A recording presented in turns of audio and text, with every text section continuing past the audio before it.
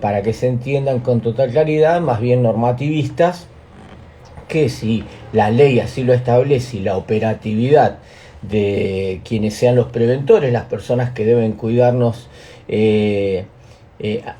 consideran y ameritan que debería existir una detención, esas situaciones después terminan siendo de alguna forma válidas.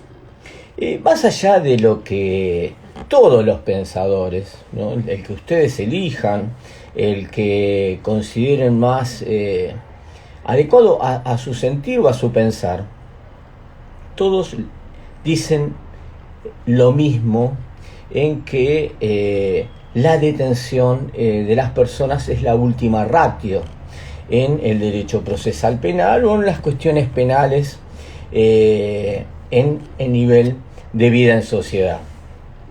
Esto es así, ese es el gran interrogante. La respuesta es no. Dependemos de los momentos históricos en los que nos ubiquemos. Tenemos en claro quienes ya somos un poco más grandes, ¿no? Estoy casualmente viendo ahí un gran amigo que ha cumplido años en estos días, y aprovecho la oportunidad para saludarlo, que es el doctor Roberto Méndez, también un hombre interesado en las cuestiones penales, él, por ejemplo, con una línea más normativista, o sea, con una posición más bien fuerte en cuanto al tema de la lucha contra el delito. Cuando decimos fuerte en la lucha contra el delito, también hay que aclarar, todos luchamos contra el delito, todos luchamos contra lo que está mal, todos consideramos que la persona que comete un yerro se equivoca. Si existe una normatividad penal, corresponde una sanción. El tema es la forma, los modos en que se desarrolla un proceso y cómo rigen determinados principios y garantías constitucionales. Ese de alguna forma es el desafío que tenemos los que le damos prioridad a la visión procesal. Y eso también, un poco para dar un aditamento antes de ingresar en la temática de hoy, es lo que muchas veces nos diferencia en esta disputa que existen entre los profesionales penalistas, que algunos le dan prioridad a la cuestión de fondo, ¿no?, o sea, a la norma penal, y otros, porque en esa línea sí me enrolo con total claridad y transparencia durante décadas, los que le damos una prioridad a la cuestión procesal penal, que es la que nos va marcando el sendero de cómo debe desarrollarse el proceso. Aquí, en los momentos históricos que atravesó Argentina, hemos pasado desde una época, la del proceso militar, la de 1976, 1983, y de 1983 podemos tomar hasta el comienzo de la década del 90, donde quedaban resquicios de una visión de cómo debe ser el proceso penal. También hay que tener presente que durante toda esa época, todo este desarrollo, nos encontrábamos con un derecho procesal penal inquisitivo, ¿no? Era vigente el Código de Procedimientos en materia penal, y que era escrito y que le daba muchas prerrogativas a la prevención. Esto también, en contrapartida, llevaba a que existan determinadas controversias que eran muy difíciles también para un juez terminar de dirimir cuál era la verdad, ¿no? Si la verdad era de la persona que se encontraba detenida o que había sido procesada, o lo que decía la prevención en cómo habían sucedido y se habían desarrollado los hechos. Esa época se tuvo una visión totalmente con una fuerte creencia hacia las disposiciones de la prevención. Después vino un tiempo donde la prevención fue totalmente cuestionada, y nos encontramos en tiempos donde muchos dicen que hubo o hay una justicia giratoria, o no hay justicia porque la prevención sigue teniendo demasiadas prerrogativas. Esto no es tan así el tema de la prevención. Tenemos que también ser conscientes que ya estamos en el siglo XXI, año 2021. Se ha dado todo un progreso en concreto en cuanto a la formación de la prevención. Es algo que no puede llegar a un desconocimiento o un grado de descreimiento en esa faceta. No podemos también olvidar lo que ya nos decía Santiago Petracchi en el hermoso caso fiorentino, Diego Fiorentino, que fue una situación de detención con total claridad, de detención ilegal, y que de alguna forma también marcó que el desconocimiento o la forma en que la prevención actuaba también ha sido, es, y tenemos que como objetivo y como desafío tiene que tratar de dejar de ser, es la falta de educación de la prevención. Y cuando decimos educación no estamos haciendo una referencia a cómo la prevención quizás avasalle derechos o llevar a ese tipo de interpretaciones, sino que es el actuar de la prevención, ¿no? El actuar, la prevención como tiene que ser, claro, contundente, transparente, incuestionable. Y fíjense ustedes que en la experiencia que tienen buena parte de los abogados penalistas o abogados defensores, saben que es la parte más débil quizás de un proceso. En esto no olvido y le reconozco a un fiscal federal adjunto como el doctor Federico Giungano, que tiempo atrás, al poco tiempo que yo me había recibido abogado, me decía: Augusto, el núcleo de la causa penal, el resolver la causa penal, la encontrás dentro de las primeras 50 fojas, que es donde va a estar seguramente, uno va a poder vislumbrar por qué se detiene, cómo se desarrollan las actas y cómo se realizan las pericias pertinentes que corresponderían efectuar en el caso concreto.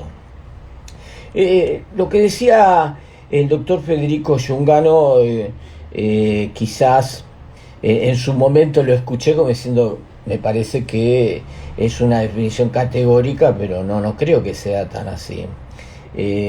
Han pasado los años y uno ya en el otoño de esta profesión, dándole el marco a las nuevas generaciones que a uno lo van sucediendo, y que de alguna manera la inquietud que van teniendo muchos de ustedes o los ciudadanos van teniendo en cuanto a tomar conocimiento de lo que debe hacerse y cómo debe hacerse, resulta realmente ponderable.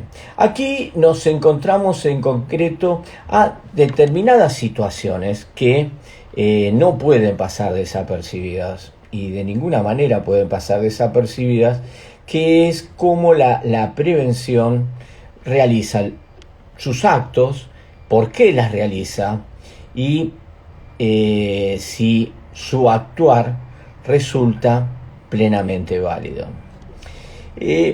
Para esto tenemos determinadas situaciones. Por ejemplo, podemos tener como un primer ejemplo lo que ha ocurrido en Estados Unidos recientemente, en el conocido por todos ustedes el caso Floyd.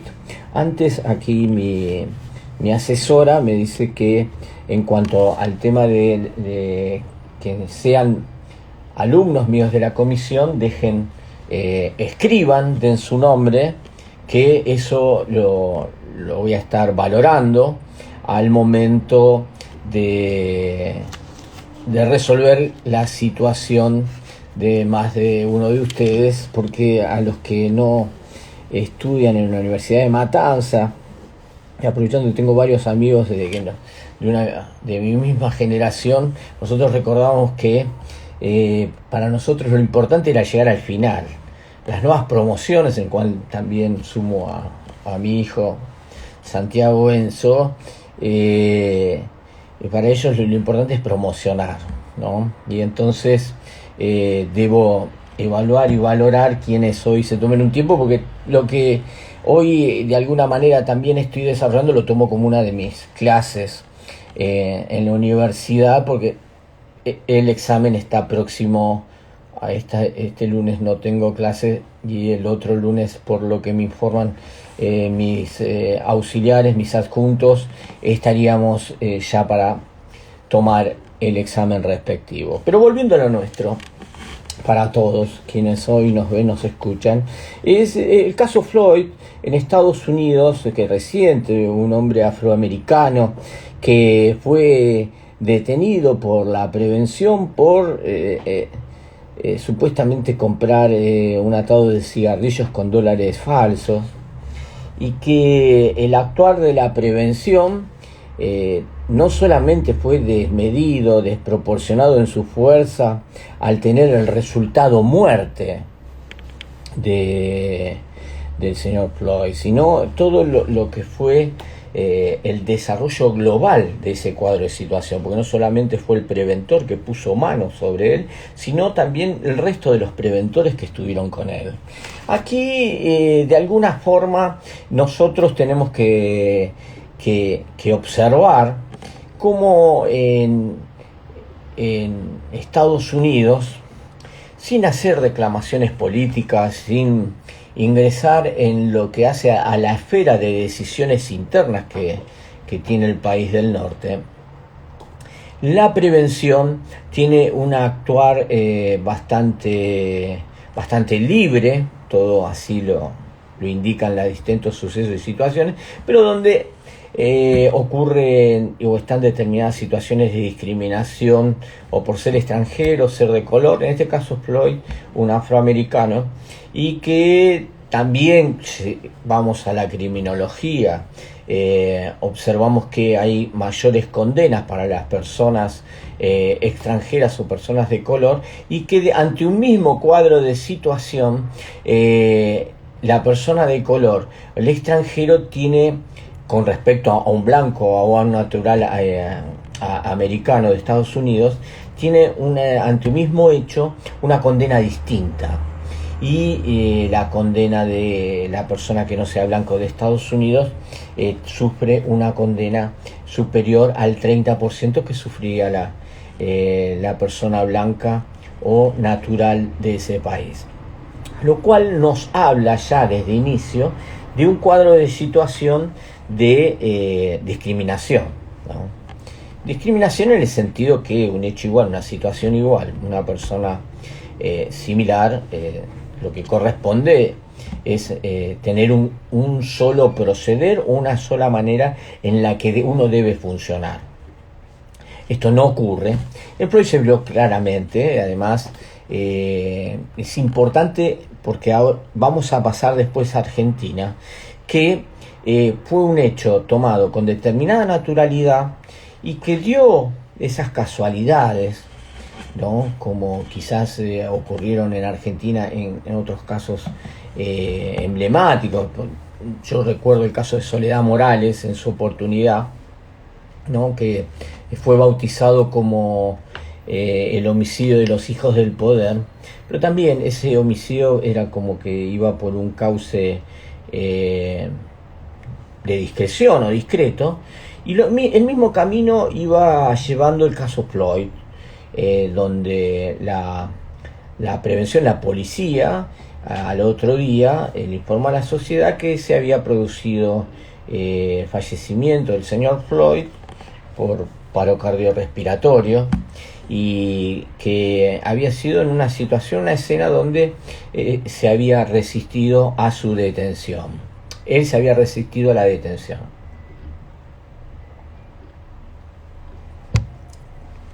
No podemos olvidar que estamos hablando de una situación donde le imputaban al señor Floyd el tema de haber comprado cigarrillos con dólares falsos. O sea, si no equivoco, era un billete de $20, pero lo que sea, estamos hablando de lo que el gran maestro Zaffaroni está lindante con la bagatela, dirían los ultraliberales, pero esto es lo que sucedió. Y era un hecho que estaba pasando de alguna forma desapercibido, y así lo iba a tomar la sociedad, hasta que alguien que estuvo ese día ahí y que con la tecnología, el avance de la tecnología, aportó un video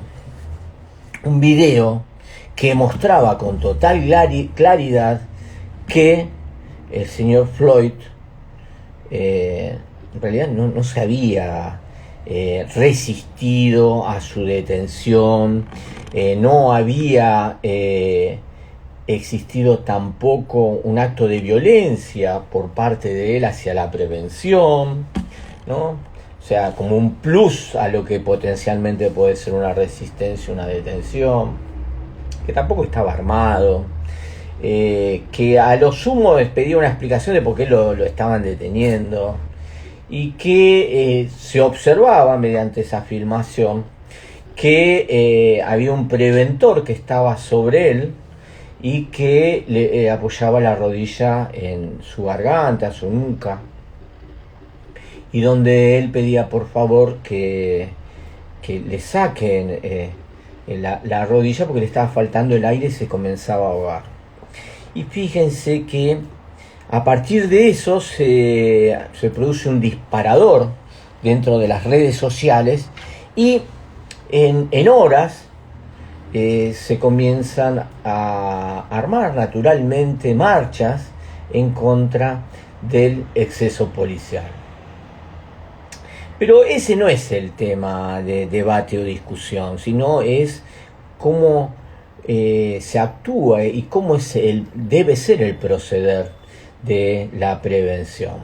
Aquí en Argentina es un tema también bastante discutido, y es discutido desde hace décadas, ¿no? Hace mucho tiempo, y hoy tiene como un disparador procesal el caso Chocobar, que en alguna otra reunión también nos vamos a detener y hablar de esa situación. Pero todo esto, lo que les estoy marcando hoy, se los estoy diciendo dentro de un cuadro de situación en concreto, donde importa delimitar, establecer cómo debe proceder la prevención. En el caso Floyd está claro que sin ese video que saltó a las redes, sin esa movilización, sin ese clamor popular, hubiese sido un hecho más. Cómo uno como ciudadano puede establecer si la información de prensa de la prevención es cierta o no es cierta. Es un imposible, realmente, no lo podemos establecer. Pero aquí surgió, de alguna forma, la realidad de los hechos, o sea, contra el video, poco podía decir la prevención. Y que existió exceso, después se hizo la autopsia que termina de confirmar que existió una presión sobre su zona de oxigenación que después lo termina llevando a un resultado muerte. Aquí es importante destacar que un paralelismo con Argentina y Estados Unidos es que en Estados Unidos le hicieron el juicio solamente al preventor que actuó, cuando eran 3 o 4 preventores que habían actuado en toda esa escena del crimen, en la escena del crimen. Y que, si la información es correcta, están en medio de un juicio estas personas, o próximo a iniciarse ese juicio. En Argentina esto sería igual, no, irían todos al juicio en un solo debate. Aquí lo que se da es que se decidió, por la normativa procesal que que existe en Estados Unidos le permitió que una persona vaya primero que el resto. Lo que ocurre es que estando todo dentro de la misma escena del crimen es adecuado esto. Digamos que podemos afirmar que no, en Argentina esto no sería aceptado por el dispendio económico, jurisdiccional, todo lo que implica llevar adelante un debate, porque ahí existe también el plus que el debate se realiza por tribunal, por jurados, y esto lleva también un tema de organización y desarrollo que es importante, realmente es importante.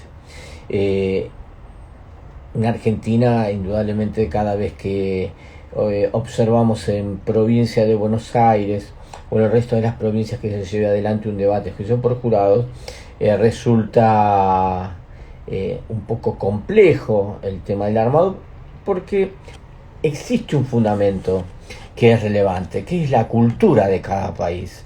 Nosotros estamos dando nuestros primeros pasos en el juicio por jurado a nivel nacional, más allá que en algunas provincias podrán decir ya desde hace varias décadas Córdoba lo tiene, pero a nivel nacional es algo que ahora se ha terminado de instalar, fundamentalmente como quienes me ven semanalmente.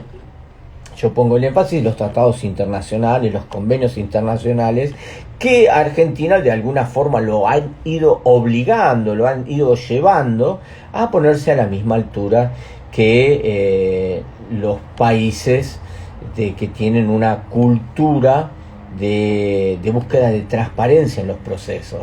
El juicio por jurado es un poco la búsqueda de la transparencia y además de comprometer al ciudadano en la toma de decisiones, ¿no? Pues siempre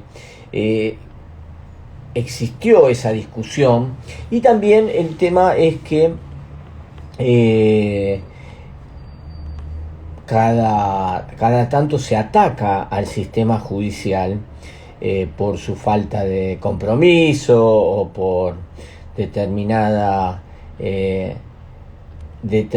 tranquilidad en resolver las problemáticas penales que llevan tiempo, y que se comienza a instalar también esa visión de que los imputados ingresan por una puerta, salen por la otra, que es lo que le llamamos la puerta giratoria, o que son benévolos, o que no hay justicia en el sistema penal argentino.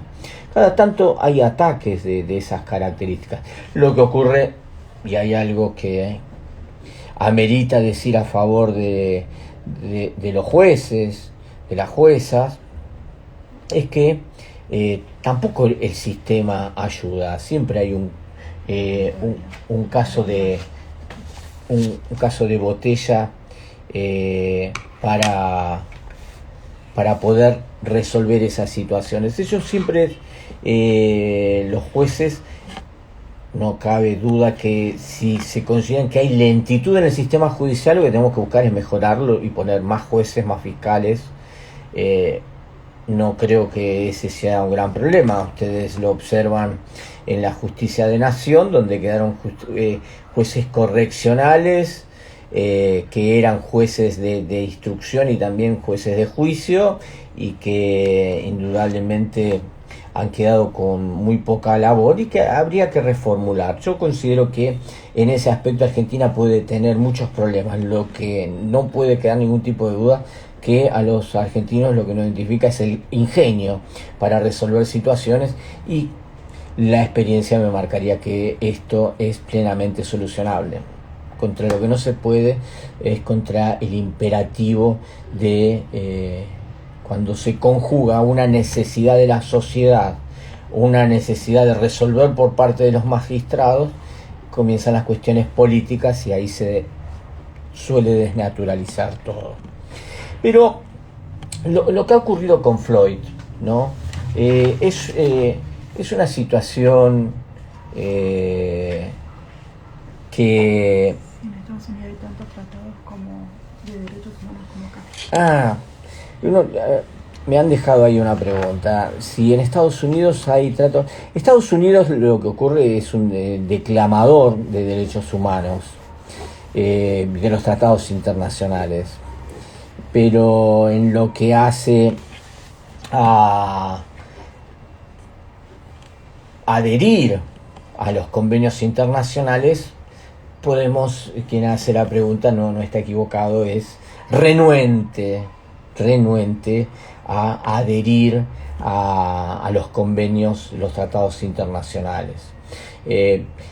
Si bien hay que poner las cosas en un justo balance, no puede quedar duda que desde el juicio de Nuremberg, que de alguna forma fue la piedra fundamental de la proyección de los derechos humanos, viene de ese juicio contra la Alemania nazi o nacionalsocialista.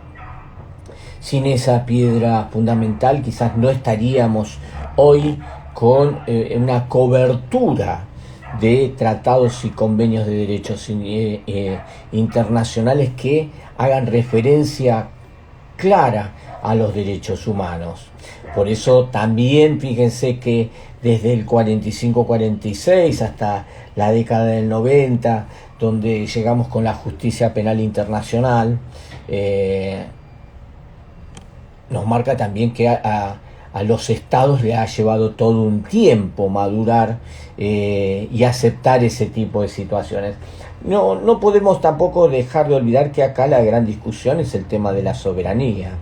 Y como siempre les cuento, el artículo 75, inciso 22, fue de alguna manera un mosquito en el rostro de los constitucionalistas y de quienes deben resolver a ese tipo de situaciones. Acá tengo otra pregunta que me dice: tenía entendido que renuncia a muchos artículos, por lo tanto pierde la sustancia del tratado. Y me dan como ejemplo la pena de muerte. Miren, en ese aspecto sí es verdad, no es la regla general. Estados Unidos más bien de no adherir a los tratados internacionales de este tipo de situaciones. Esto no significa que después no adhiera, pero también tiene razón que suelen impugnar, observar determinados artículos, o sea, adhieren al convenio, pero observan determinados artículos y pierde de alguna forma la esencia, ¿no?, de esa adhesión. Ahora, con respecto al tema de la pena de muerte, es algo ya más peculiar, porque fíjense que hay buena parte de los estados que aceptan en Estados Unidos hay estados que aceptan la pena de muerte y otros no, pero en su mayoría aceptan la pena de muerte, igual que los países. Hay países europeos que aceptan la pena de muerte y en menor cantidad no. Argentina tuvo pena de muerte, sí, Argentina tuvo pena de muerte en su Código Penal, en el artículo 5 bis, en la época del 76-83, la pena de muerte era por fusilamiento, y no conocemos ningún caso donde haya ocurrido. Y antes también existió la pena de muerte en uno de los códigos penales en nuestro relato histórico. Es algo que ha existido. Hoy podríamos decir que la pena de muerte no es aceptada mundialmente y que excepcionalmente se acepta, aún dentro del marco de los códigos que terminan aceptando estas situaciones, ¿no? Pero ahí, sin irnos del tema de hoy, que es el actuar de la prevención, y que mis seguidores tendrán que ir respondiendo un poco, por ejemplo, es leer algo de Floyd, el caso de Floyd de Estados Unidos, pero de acá Argentina en situaciones de detención tuvo casos emblemáticos como es el caso Daray, ¿no? Caso Daray, que es un abogado penalista, es el único caso, al menos que yo tengo presente, donde el nombre del abogado le da el nombre a la jurisprudencia.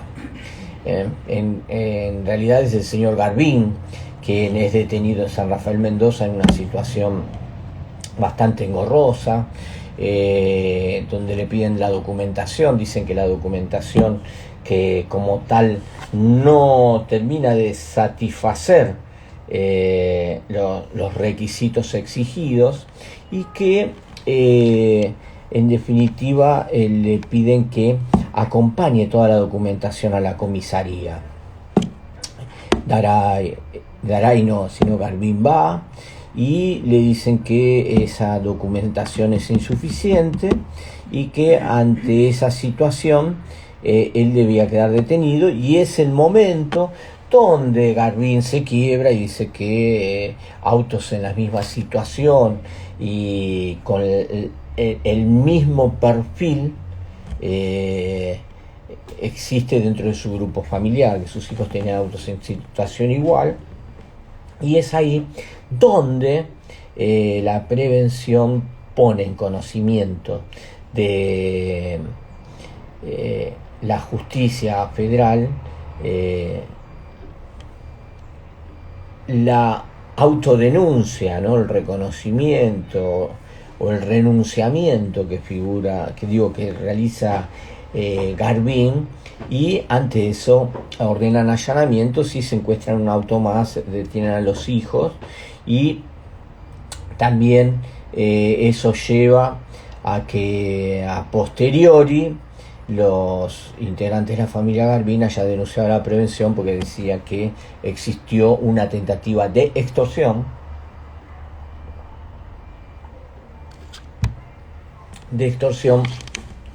para que no exista causa penal. Siempre acá también, un poco apartándonos del programa, es bueno decir que hay una leyenda popular que dicen que en este tipo de situaciones ocurren, ¿no? Que donde la prevención le puede llegar a solicitar algo para que no exista sumario policial o un sumario policial más alivianado. ¿Cuánto hay de eso? De cierto, también es un tema de discusión habitual dentro de la esfera judicial y nosotros los operadores del sistema. Aquí en concreto es que denunciaron a la prevención por la tentativa de extorsión y aseguraron que no existía ningún tipo de razón o motivo para que pudiesen estar detenidos, porque ¿cuál era el motivo o la razón por la cual fue detenida Garbín? ¿Cuál era la sospecha suficiente para detenerlo? ¿Cuál era la causa probable?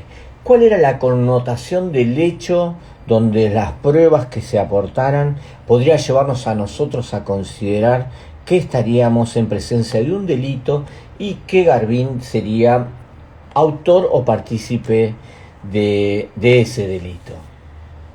Bien, aquí después se devela.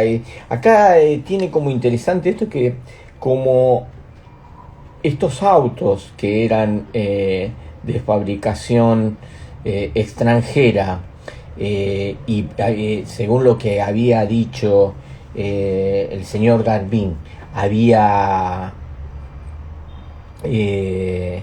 una intervención de una embajada, de un consulado. Aquí debió intervenir en forma inmediata la Corte Suprema, porque forma parte de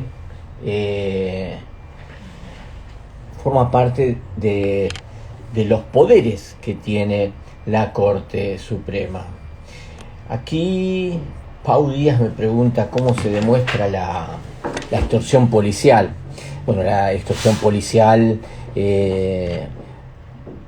antes era una situación de palabra contra palabra. Ustedes tienen el caso de Floyd, cómo una cámara puede derrumbar la declaración de cualquier persona, contra eso no se puede. Aquí la situación en concreto que se dio era, ellos, estaba una suma de dinero en dólares que le pedían para seguramente manifestar de la prevención que había existido una contravención y dejarlo esto una situación de contravención. ¿Por qué digo esto en esta situación? Porque era una cuestión de documentación, o sea que de un tema de un delito de falsificación de instrumento público a una cuestión de contravención es una situación subsanable. Lo que pregunta Pau Díaz en una de esas es, vamos a algo más grosero, una situación de un secuestro de 1 kilo de cocaína y que queden 30 gramos de cocaína, ¿no? Son situaciones que se pueden dar. ¿Cómo se puede probar eso? Lo que le queda es, como muchos está hoy la ciudadanía despierta en eso, filma, graba, saca foto en forma discreta, sin flash, y también muchas veces hace al contexto del hecho. El problema, miren, yo le cuento algo.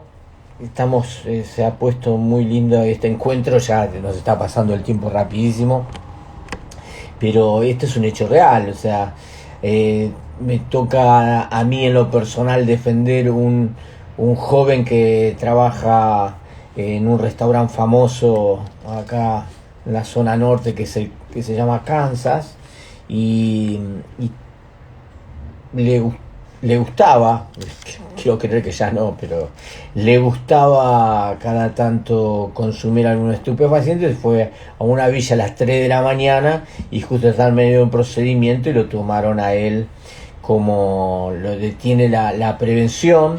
Él se resiste porque estaban todos de civil y él no sabía en dónde estaba, y después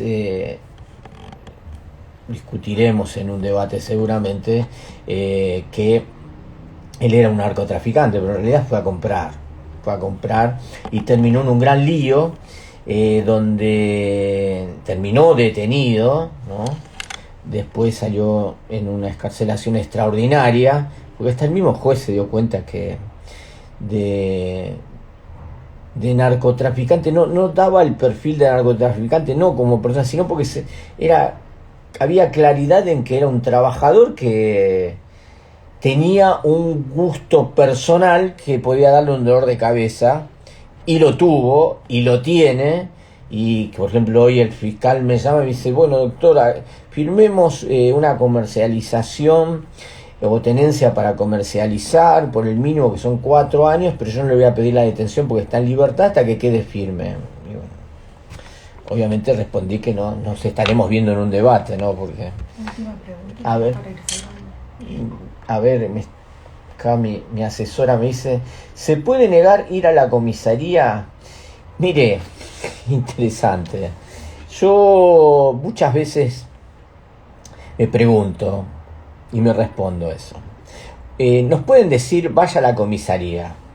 Y el tema es cómo vamos a la comisaría. Una cosa es que se suba alguien de la prevención o le digan, lo estamos esperando en la comisaría. No está claro en el caso de Daray cómo ocurrió esto, pero yo infiero que debe haber existido un acompañamiento para ir a la comisaría.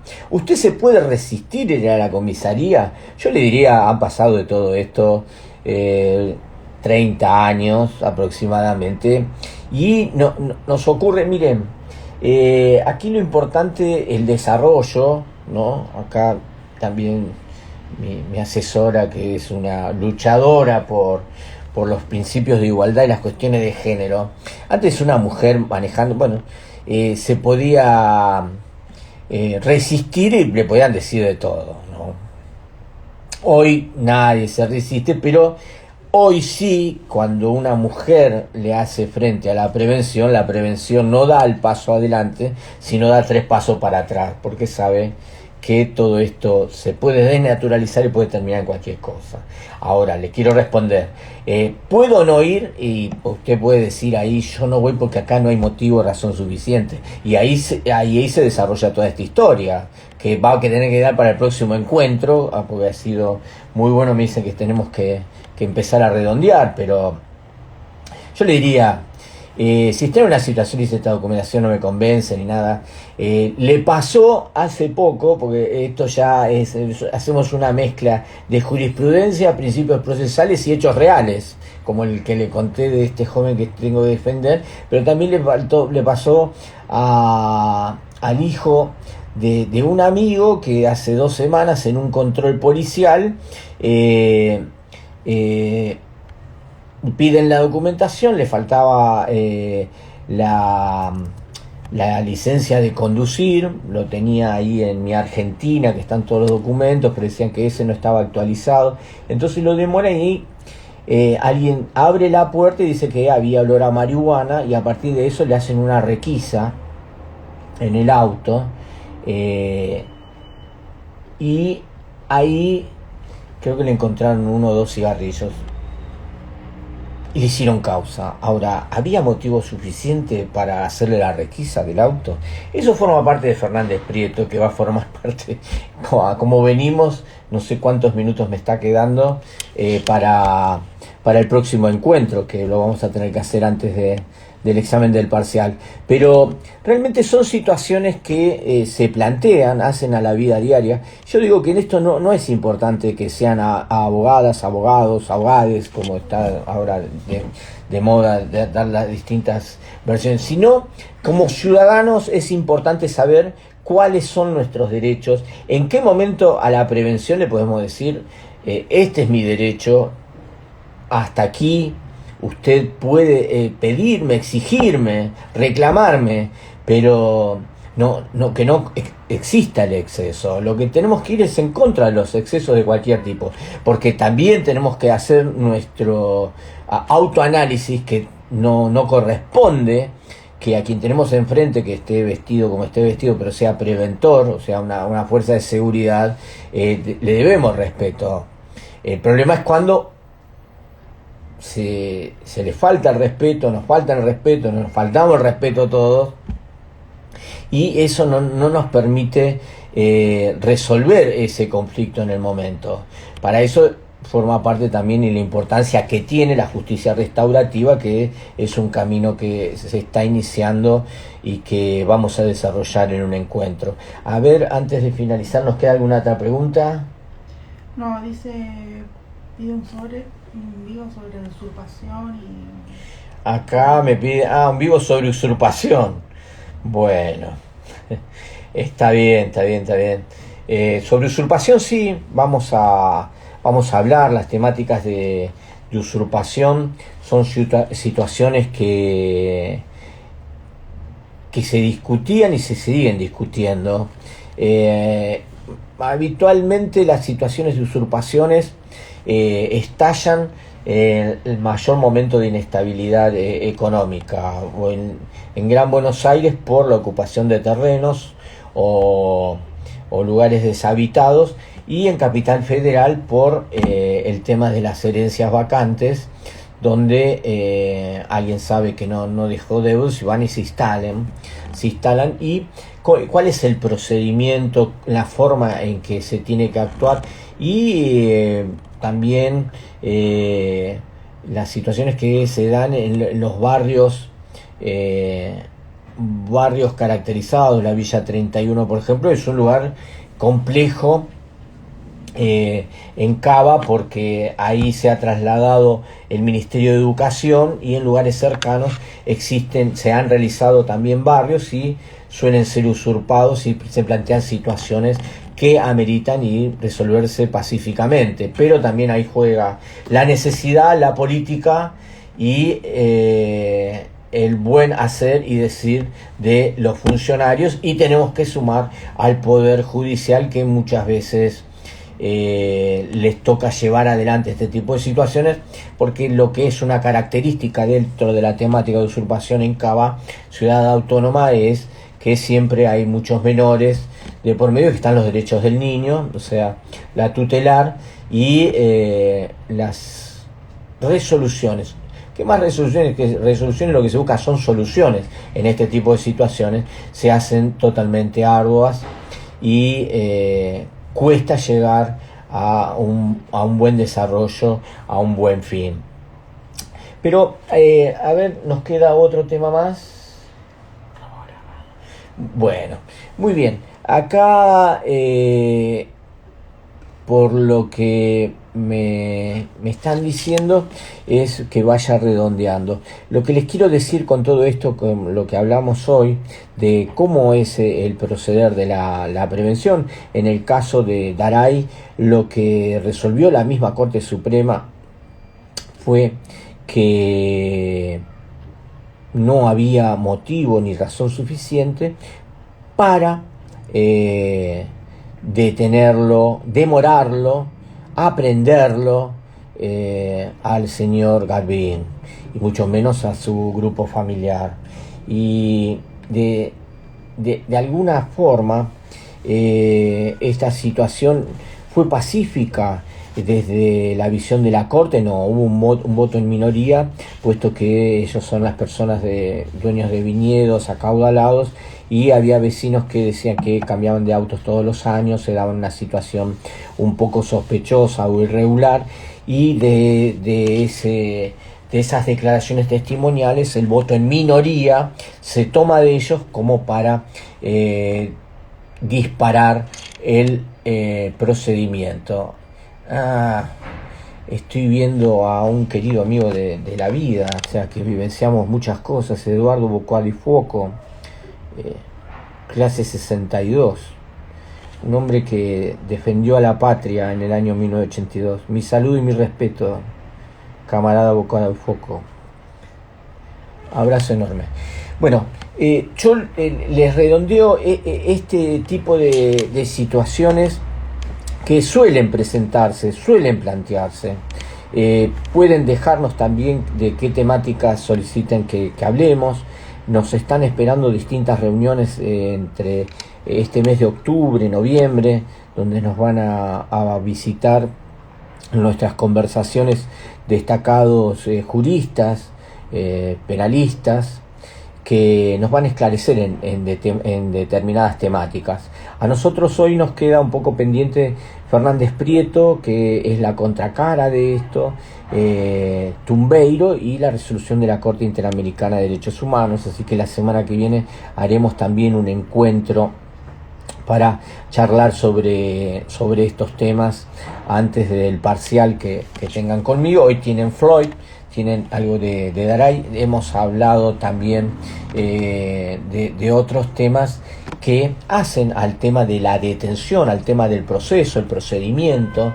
Les he dado casos reales que están sin resolverse, ¿no? Tanto el de mi defendido que trabaja en Kansas, como el familiar de un amigo que ha tenido este inconveniente en el secuestro de su vehículo y que le hayan hecho una requisa, ¿no? Porque alguien olió marihuana dentro del auto, realmente sin existir un motivo totalmente valedero para que así ocurra. Así que considero que hemos tenido todo el tiempo. Mi asesora así me lo marca, con desesperación, que se va a cortar. Así que les agradecemos, le agradezco en lo personal que nos sigan todos los miércoles de 15:30, 16:30 en estos temas de actualidad que hace a Café con Penalistas, y que de alguna manera seamos un aporte a los que ejercen la profesión, los que están estudiando para ser abogados, que aunque no se dediquen al derecho penal, algo van a tener que responder sobre derecho penal en alguna oportunidad, y los amigos que que nos siguen miércoles a miércoles. Así que tengan una muy buena jornada y nos estamos viendo seguro la semana que viene, tanto para Café con Penalistas y también hablar sobre las temáticas antes del parcial en la Universidad Nacional de Matanza, a mis fieles seguidoras de la cursada de la mañana, donde me toca desarrollar el rol de profesor titular adjunto, docente de la cátedra del doctor Franco Fiumara. Y también mis saludos, mis respetos a mis colegas y compañeros del turno de mañana, doctor Sánchez Veloso, y también la doctora Escarlata y Matías. Así que saludos, respetos para todos, abrazo enorme y que tengan una buena tarde, buena jornada, buen resto de semana, buen fin de semana largo, sepan distenderse, leer o salir con la familia, y los que tengan que estudiar Derecho Procesal Penal o leer Derecho Procesal Penal, estamos a sus órdenes. Un gusto haber compartido este tiempo con ustedes. Bella gente, lo mejor. Chao, chao.